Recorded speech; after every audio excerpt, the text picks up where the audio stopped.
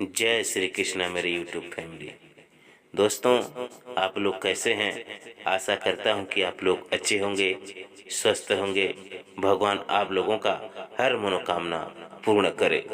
दोस्तों, आप लोगों को तो पता है कि मैं हर दिन नए नए मोरल स्टोरी कहानी आप लोगों के बीच लेकर आता रहता हूं।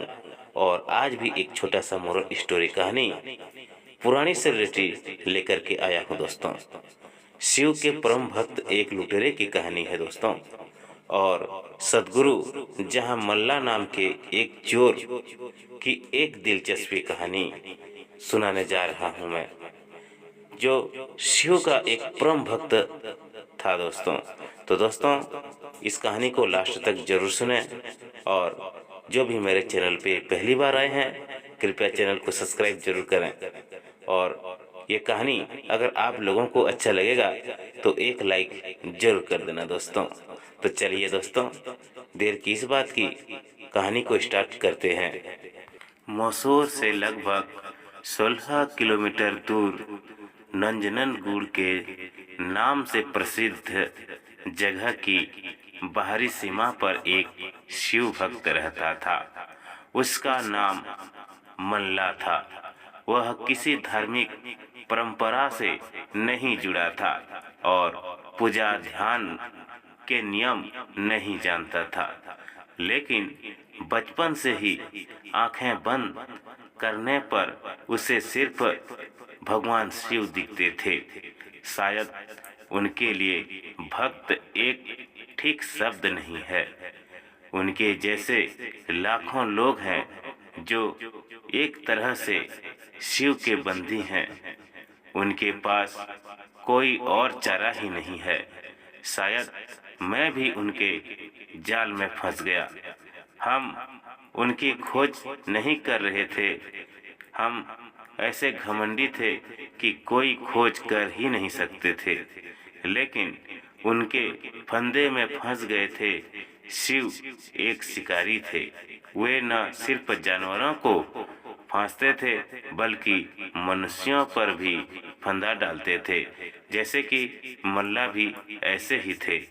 मल्ला को शिव के सिवा और कुछ भी नहीं पता था और वे जंगल में बड़े हुए और उन्होंने कोई खास कारोबार या किसी कला को नहीं सीखा था।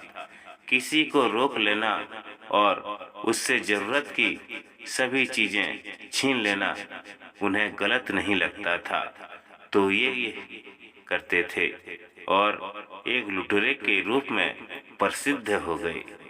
फिर दो योगी जो भाई थे वहां आए और उन्होंने इस आदमी को देखा जो एक लुटेरा था और साथ ही महान शिव भक्त भी। वे उनसे बोले, आपकी भक्ति महान है, लेकिन आप जो कर रहे हैं उससे लोगों को तकलीफ होती है। जंगल के उस मार्ग पर जहां से लोग आते जाते थे, वे एक नियमित लुटेरे बन गए। वह स्थान जहां वे लूटमार करते थे कलर मुंडाई के नाम से जाना जाने लगा, जिसका अर्थ है चोर का अड्डा। पहले तो लोगों ने उन्हें बुरा भला कहा, लेकिन जब साल का अंत आया तो लूटा हुआ सारा धन उसने महाशिवरात्रि का उत्सव मनाने पर खर्च कर दिया। उसने लोगों के लिए एक बहुत बड़ा भोजन समारोह भी रखा। तो कुछ सालों बाद लोगों ने उन्हें एक महान भक्त माना और अपने आप में उन्हें दान देने लगे। जो लोग कुछ न देते उनसे लूटमार करने में उन्हें कुछ गलत नहीं लगता था। फिर दो योगी जो भाई थे वहां आए और उन्होंने इस आदमी को देखा जो एक लुटेरा था और साथ ही महान शिव भक्त भी।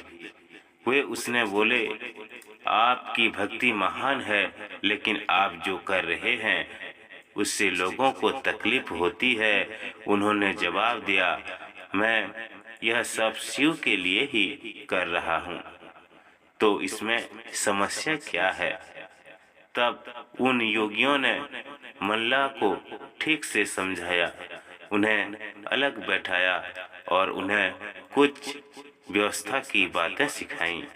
उन्होंने उस जगह का नाम कलमुनई से बदलकर मनल मुलई रख दिया।